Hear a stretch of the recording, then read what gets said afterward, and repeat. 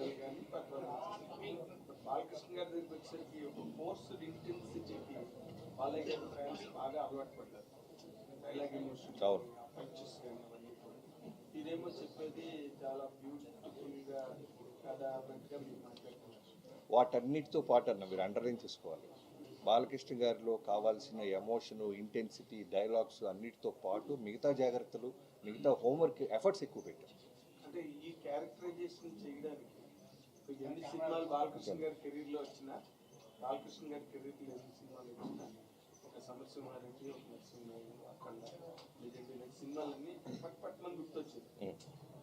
వాటిని క్రాస్ చేసినప్పటికీ డాకు మహారాజ్కి value by any stretch of logic, కథ పరంగాన, టేకింగ్ పరంగాన, treatment, characterisation, all that is your conception. మీరు దీంట్లో ఏ రేంజ్లో దీన్ని మీరు ఆడియన్స్, బాలయ్య గారి ఫ్యాన్స్ చెప్తే ఇది ఇలా పడుతుందని ఇందాక ఏం చెప్తున్నారు అనుకుంటున్నారు? మీరు చెప్పిన 4 సినిమాల కంటే బెటర్ సినిమా.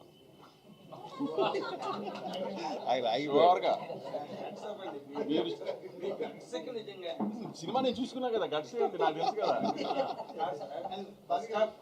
ఇంటర్వెల్లోనే మీరు ఫోన్ చేసి వంశీ అఖండ కంటే బాగుందనో లేకపోతే లెజెండ్ కంటే బాగుందనో మీరు నాకు చెప్తారు చూడండి.